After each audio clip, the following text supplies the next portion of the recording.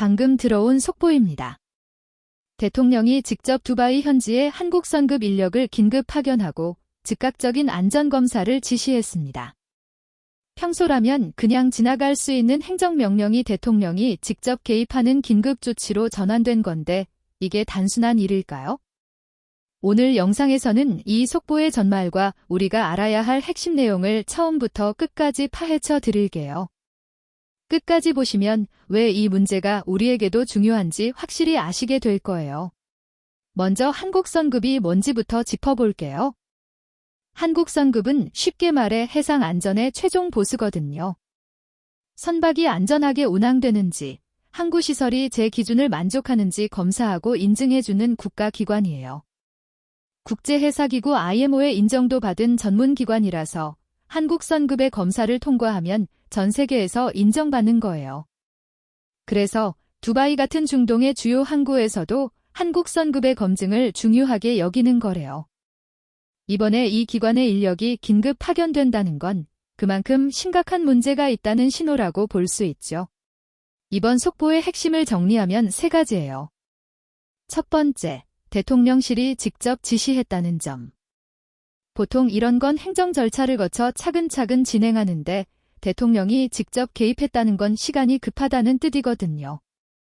두 번째, 한국 선급 인력을 즉시 파견한다는 거. 일반가 아니라 해상 안전 전문가들을 직접 보내는 건 문제가 단순 사고가 아니라 구조적 결함일 수 있다는 뜻이에요. 세 번째, 즉각 안전검사라는 표현. 이는 이미 어떤 위험이 확인되었거나 최소한 그럴 가능성이 높다고 판단했음을 의미하거든요. 이 3가지가 합쳐지면 단순히 예방 차원의 조치가 아니라는 걸 알 수 있어요. 왜 하필 두바이냐고요? 두바이의 라시드 항구와 항구는 중동에서 가장 큰 항구 중 하나로 글로벌 해상물류의 핵심 허브거든요. 한국도 예외가 아니에요. 한국에서 수출하는 화물의 상당량이 이 항구를 경유해서 중동, 아프리카, 유럽으로 나가거든요. 특히 석유화학 제품, 전자부품, 자동차 부품이 많이 거래되는데 만약 이 항구에서 안전 문제가 발생하면 우리 수출에도 직접적인 타격이 올 수 있어요. 그래서 정부는 단순히 안전검사만 하는 게 아니라 우리 기업들의 피해 여부까지 빠르게 파악하려는 의도로 보여요. 숫자로 보면 왜 이 문제가 중요한지 더 명확해져요. 한국과 UAE의 교역액은 기준 약 180억 달러 규모거든요. 그리고 두바이 항구는 연간 1,500만 TEU 이상의 화물을 처리하는데 TEU는 컨테이너 크기를 나타내는 단위예요. 이만큼 대규모 물류가 오가는 곳에서 안전 문제가 발생하면 단순히 항구 하나만 문제가 되는 게 아니라 전 세계 공급망에 일어날 수 있어요. 특히 석유화학 제품 같은 위험물들이 처리되는 곳이다 보니까 안전 하나 잘못되면 큰 사고로 이어질 수 있다는 점, 이걸 정부도 잘 알고 있겠죠. 과거 유사한 상황이 있었는지 비교해보면 해요. 2019년 벨란 항구 폭발 사고 때도 한국 선급이 투입되었지만 그때는 사고 발생 후 일정 기간이 지나서 대응했어요. 2021년 항구시설 붕괴 사고 때는 국제협력조사단을 구성해서 진행했거든요. 그런데 이번은 상황이 달라요. 대통령이 직접 지시하고 인력 파견이 즉각이라고 명시되어 있어요. 이는 문제가 이미 발생했거나 매우 긴급한 상태라는 뜻이거든요. 행정 절차 없이 속도가 붙었다는 점에서 이번 조치는 이전 사례들보다 훨씬 긴급한 상황이라고 볼 수 있어요. 우리한테는 어떤 영향이 있을까요?